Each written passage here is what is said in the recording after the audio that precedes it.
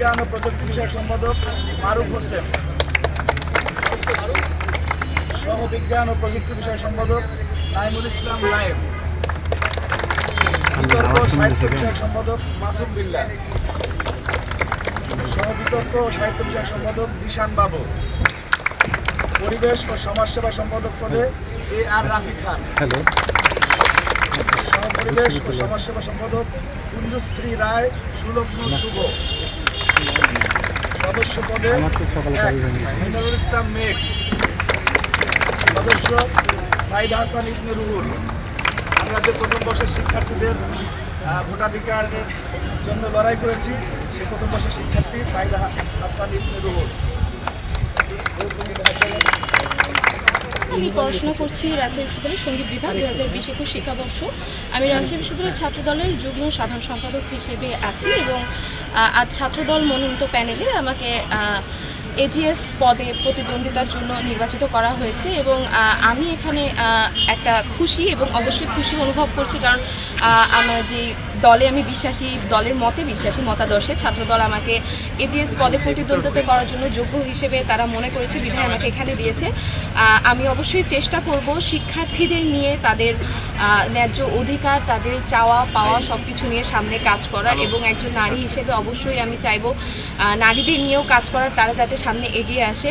পরিশেষে একটা সমতার যাতে ক্যাম্পাস আমরা পাই এবং সবাই যাতে এখানে তাদের মত প্রকাশের স্বাধীনতা, তাদের যে কোনো ন্যায্য চাওয়া পাওয়ার জন্য দুইবার ভাবতে না হয়, তারা যেন তাদের ছাত্র প্রতিনিধির কাছে খুব সহজেই পৌঁছতে পারে। একটা ছাত্র প্রতিনিধি যেন প্রতিনিধিত্বের পর্যায়ে চলে গেলে ধরাছোঁয়ার বাইরে না যায়, সে যেন তাদের সহপাঠীর হিসেবেই তাদের সাথে ট্রিট করতে পারে এবং সেভাবেই যেন তারা তাদের হয়ে সব কিছু রিপ্রেজেন্ট করতে পারে প্রশাসনের কাছে এবং তাদের অধিকার চাওয়া পাওয়া নিয়ে সামনে কাজ করতে পারে।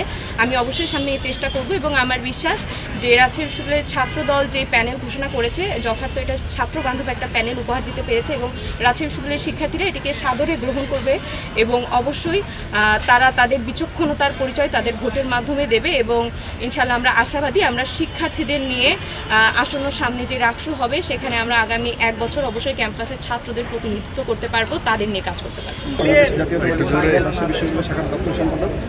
জাতীয়তাবাদী ছাত্রদল মনোনীত রাষ্ট্র নির্বাচনের জিএস প্রার্থী। আমি আরবি বিভাগের 2017-18 সেশনের শিক্ষার্থী। বিসমিল্লাহির রহমানির রহিম। প্রথম বাংলাদেশ আমার শেষ বাংলাদেশ, জীবন বাংলাদেশ আমার মরণ বাংলাদেশ। দীর্ঘ 35 বছর পর রাষ্ট্র নির্বাচন আয়োজন হচ্ছে, যেটা শিক্ষার্থীদের প্রাণের দাবি ছিল।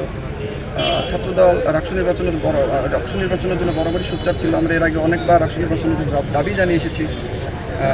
শিক্ষার্থীদের অধিকার দীর্ঘদিন বঞ্চিত করে রেখেছিল বিশ্ববিদ্যালয় প্রশাসন।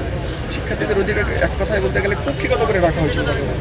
সেই অধিকারকে শিক্ষার্থীদের কাছে ফিরিয়ে দিচ্ছে, যার কারণে বিশ্ববিদ্যালয় প্রশাসনকে আমি ধন্যবাদ জানাই।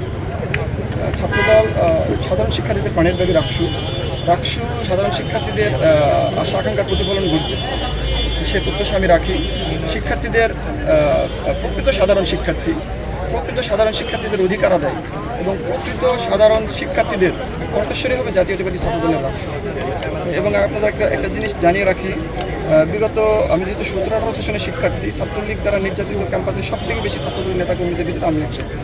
ছাত্রলীগের জাতীয় নির্বাচনের পরে, গত অবৈধ জাতীয় নির্বাচনের পরে আমাকে ছাত্রলীগের সেক্রেটারি গালি তুলে নিয়ে যায় মাদার বক্স হলে। প্রায় 3 ঘন্টা আমাকে আটকে রেখে মানুষ নির্যাতন করে। আপনারা বিভিন্ন টিভি যে দেখতে পাবেন নিউজগুলোতে। ছাত্রলীগের আমরা ওই সময় ছাত্রলীগের উপেক্ষা করে, ছাত্রলীগের দমন পীড়ন নির্যাতন উপেক্ষা করে আমরা ক্যাম্পাসে জাতীয়তাবাদী ছাত্রদলের রাজনীতি প্রতিষ্ঠা করে গেছি।